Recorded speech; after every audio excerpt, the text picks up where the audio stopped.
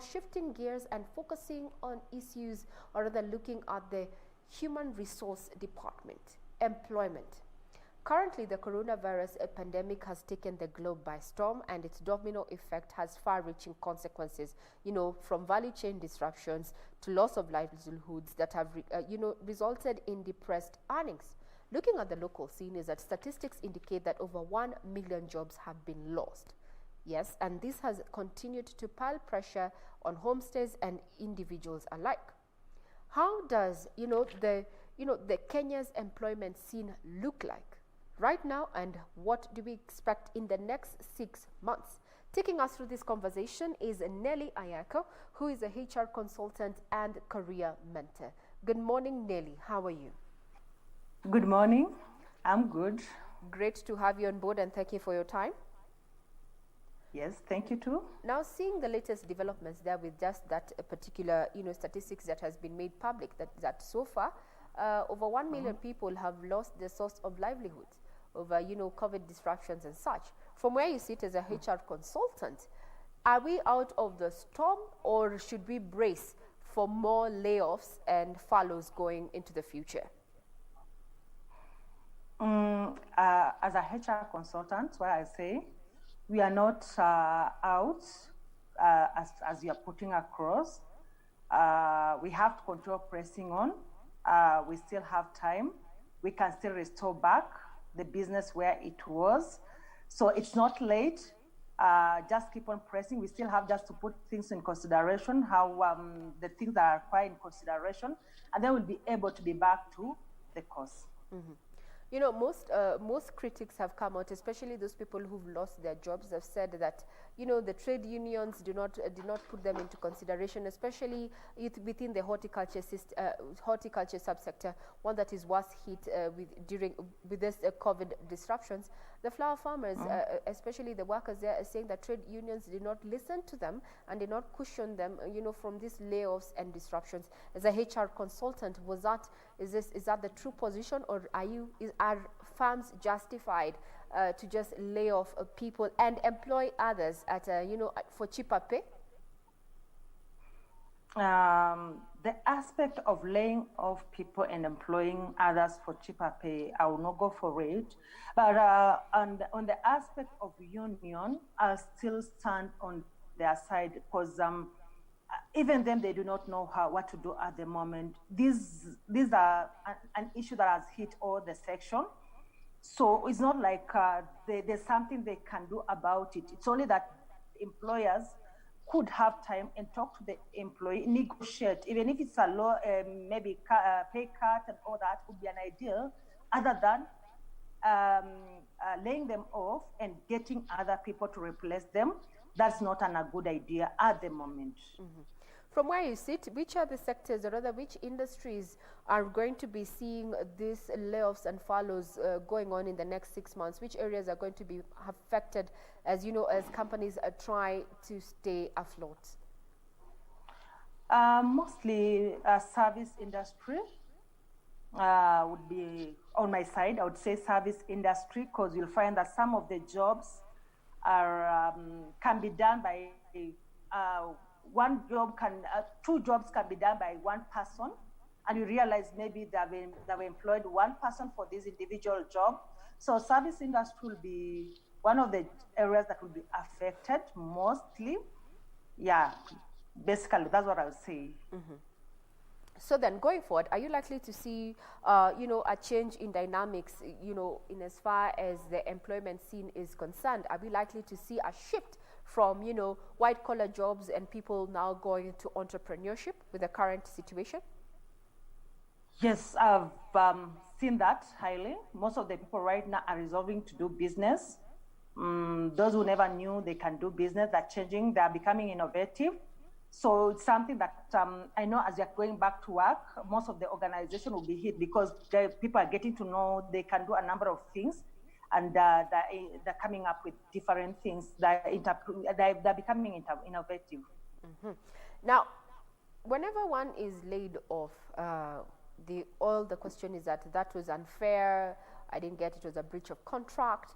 In what situations can one seek redress, or rather some sort of compensation from former employer? As much as we are going through this pandemic issue, it doesn't give an excuse for employers or organizations to go against the legal aspect. All aspects that need to be followed as per the legal way. So if the aspect of laying off any employee, you need to follow up the procedure as required. So any employer who has been laid off and procedural has equal right to go and file the case and follow up with the legal aspect. Mm-hmm. Would you have a case in point in which, at what point, especially those who are maybe they did not sign a contract, these are people who just earn daily wages, then how then do they secure, their livelihoods in the event that, they are actually laid off? Then and they don't have a contract, then what happens in such a situation? Under legal aspect, we have oral contract, and that's verbal contract, and we still have written contract, and they're still all viable. So any can still work. But when it comes to casual, you find that casual are paid at the end of the day. So you'll find that it depends on the work, availability of work. So this could not really work for them because there's no job. So the contract, the aspect of contract cannot be real work on their side. Mm-hmm. So from where you sit, what is the return to work formula? We've had over a million jobs have been lost so far. Post COVID-19, what are the dynamics? What are the dynamics we expect to see into the future? First of all, the dynamics first, the aspect, the return back to formula to work, the first thing you'll find that it will have its own effect because right now a number of people, the moment people were released to go home, those who are released on unpaid leave, that those who are released that the job is over, that those who are released on, they were doing like a shift aspect. So you find most of them that have gone ahead looking for jobs, others have gone to business. So you find that most of the company will be hit up where they'll end up having few staff coming back to work. But nevertheless, when you're talking about the formula of coming back to work, what I would say from my end, first of all, organization or rather employers should ensure the working area is very safe for the staff as they are coming back to work. And another key thing, the change of the policy as the working policies and the procedures have to be worked on to accommodate the current issues. Now, there's been talk that, or rather anticipation on what direction the president is going to take in regard to, with the current situation that we are going through.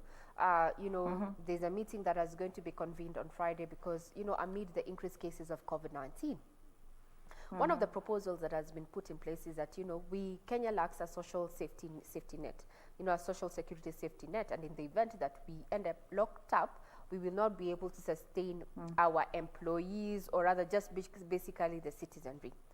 From where you sit in terms of human resource then, in the event that this happens and everyone is sent home, are workers still entitled to their earnings if such a direction was to be taken? I'm hoping we're not going to through that kind of direction again. But nevertheless, if this is what's going to happen, I wouldn't say they are entitled because I'm an employee. And sometimes you really want to pay your employees, but you do not have anything to pay because there's no productivity. So what I would say is just employers should sit down with workers, agree, let them reason up, sit down, agree and reason up on this issue and see how they can handle it. Because at the moment, as much as I would want to pay you, where do I get that money? I don't have that money at the moment. You are not working, there's no productivity. So there's that aspect of just understanding the situation and people getting to do something that they can do to make themselves move on in life. One would want, or rather, let me be a devil's advocate at this point, yeah? This is a pandemic that has taken us by storm. In the event that you go on a lockdown, it's not that the individual employee has declined to go to work, it's that the situation they find themselves in, and this is a directive that has been given. Doesn't the employer, rather the firm and the company, have a responsibility to their workforce to ensure that they may not earn their full salaries, but they get to take something at the end of the day? Whether the company is, I don't know the dynamics. What does the law say? What does the law say in the event of, such an unprecedented issue? I understand there's also something called insurance. Companies get into insurance for such kind of issues. Then what does the law say in that regard? Actually, on this area, since we've never had this before in the country, or we've never been faced with this earlier, so there's nothing that the law speaks about this area. It's silent about this area.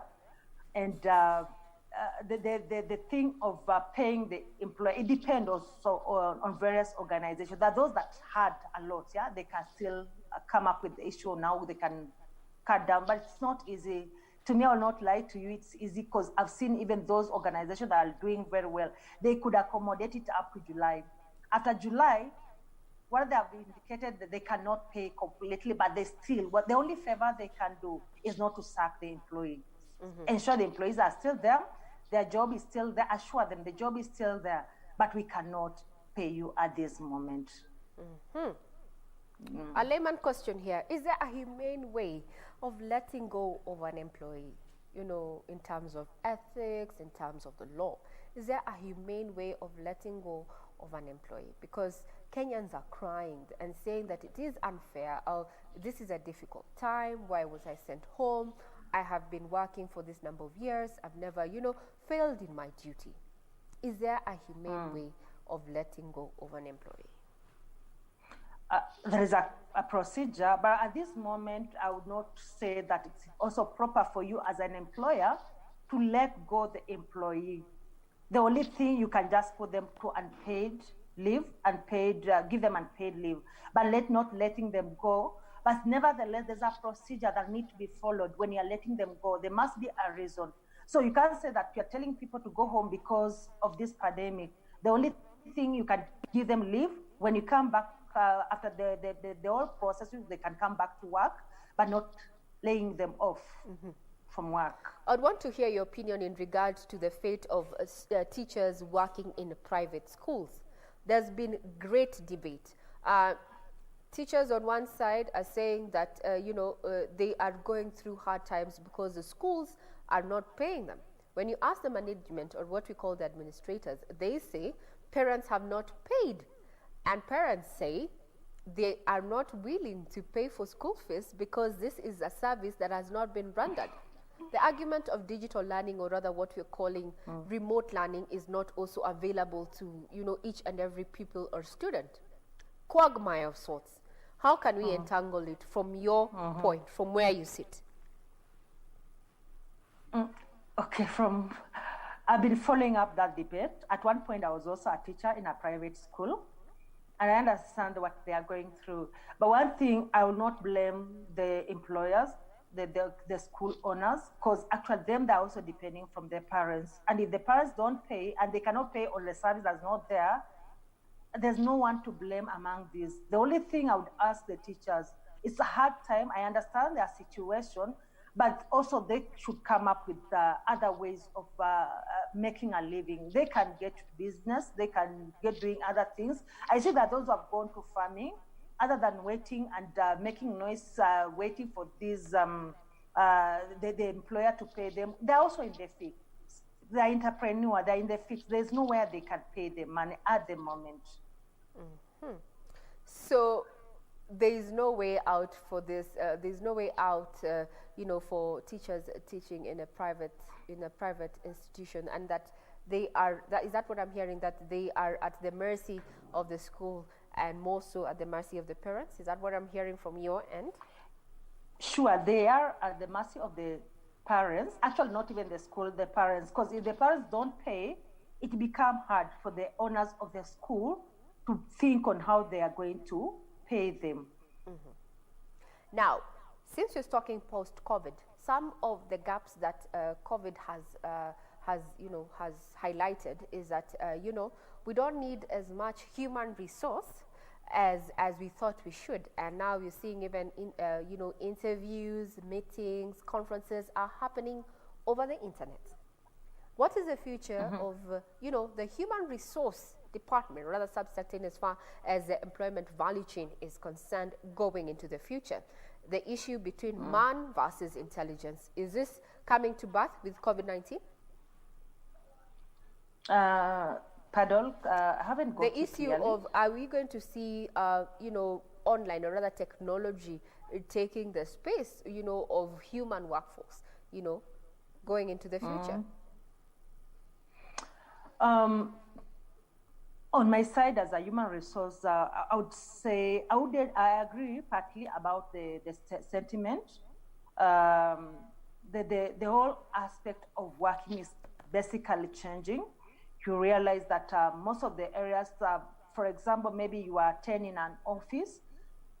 Due to this COVID-19, you realize maybe 3 people are in the office and they're able to run the whole aspect of the office, the whole work in the office. So basically, it's going to affect the human resource aspect, where you find that the number within the office are going to be reduced, because you realize that some of the people are not needed, and some of this work can still be done at home. You don't really need to come to the office. Very well said. Thank you very much, Nelly Ayeko. She's a HR consultant and a career mentor, saying that the future is still uncertain as far as human resources is concerned, and we just need to weather the storm. And as far as where companies are concerned, in layoffs and furloughs of the human resource, advises that send people on compulsory leave, but do not necessarily, ask them, or rather just lay them off, because this is a global pandemic that no one had prepared for.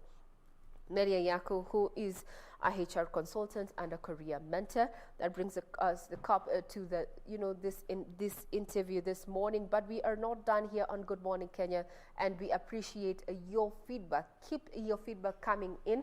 Doreen Arange is going to be sampling that in the course of the broadcast, so to keep it right here. But from me is have a pleasant day ahead and enjoy your viewing. All right, thank you very much, Reggie, for that. That was very insightful in talks when it comes to matters employment and what to do. And I think what I've really learned from that discussion is that actually there's a verbal contract. I really didn't know that we could actually have something like a verbal contract. All you know is that it has to be written, papers have to be signed. But I think that was very insightful. And also just drawing from the fact that it's very necessary to know how employers need to be relating and dealing with their employees during this pandemic. You mentioned really well, Ray, that it has caught everyone by storm. No one was prepared for this. So just coming down to matters employment and how employers need to be treating their employees. So it's really a time that it's more of like a wake-up call for us, and just giving the fact that we could do something different besides just being in the employment sector. We could also get into entrepreneurship, trying to do what we can with our talents as well as our gifts. We now want to move to our last conversation of the day, but before we get to do that, Ray, just picking up from what our guest said in terms of matters employment in regards to verbal contract. Were you aware that there's actually something like a verbal contract? For me, I liked that aspect. That is something that I found out, or rather something new that I've learned this morning, because half the time, especially those people, if you haven't penned a contract, it's considered that you never had a contract. But now that is good, because Nelly Ayako there has said that there also a verbal contract does exist and it is viable. So if you've been working, especially casual laborers, if you've been engaged in some projects where you earn your wages on a daily basis, that is also there's a possibility that you are in a verbal kind of contract. You do not need to pen a signature on a contract, and that it is viable in as far as human resource ethics is concerned. That is something that most casual laborers have been grappling with, and it is good that it has come out, and we know that it actually is a valid contract. Further on, something that I can take home is that the issue of we need to now think, rather recalibrate our thought process in terms of employment, and we need now to focus more on entrepreneurship, because going forward with the current statistics that indicates that over 1 million people have lost a source of livelihood courtesy of the global pandemic that is coronavirus, we need to rethink, recalibrate how we can reinvent ourselves. I also tend to believe that Kenyans are a resilient lot. We can get through it, and we've seen different inventions coming into place during this time. We've had firms who have started started making PPEs. At the same time, we've had young people leveraging on ICT and coming up with software that has enabled the Ministry of Health keep track of those who have tested positive, and contact tracing has all been done by local software developers. So this has shown that we have a capacity to come up with things that can fill the niche. As well as, Kenya, the horticulture industry is one of the industries that has been worst hit, as well as the tourism industry. We've seen various sectors and sector leaders. Let's look at tourism. They've said that we need to focus on domestic tourism more to just keep this subsector afloat. Kenyans now are taking drives to Masai Mara. Kenyans are now also using the SGR. It was actually overbooked. And we're also seeing people visiting the Nairobi National Park, just trying to keep ourselves afloat, the economy afloat. We're trying to do the little that we can. There's also been a call to embrace the Buy Kenya, Build Kenya initiative, that if you're purchasing something, purchase something that is made in Kenya, so that we can help that person who came up with that idea and invested in it to just remain afloat. 2 weeks back, the Ministry of Trade and Industry visited Nature IoT, Internet of Things firm that is owned by 30-year-old Mbetsa, who had made the first ever made in Kenya thermogun. That particular thermogun fetches, or rather goes for 5,000 shillings. Yet imported thermoguns that we are seeing, in the market, and some of them even are turning out to be counterfeits, and others also substandard goods, fetch around 22,000. And what the CAS there said upon that meeting is that, we need to embrace local solutions for local problems, especially more so during this COVID-19 pandemic. That is just a recap of what we've been highlighting there, just focusing on the issues of HR and saying that the future is going to be driven by technology. As you've seen, most conversations are happening over the net, online. Everything is online. We're learning digitally, though it is not reaching everyone. Meetings are happening over Zoom and webinar. Basically, the future is technology. We need to recalibrate how we look at the employment scene. I'm Regina Manyara. I wish you a great day ahead, and I leave you in the capable hands of my colleague, Doreen Arange.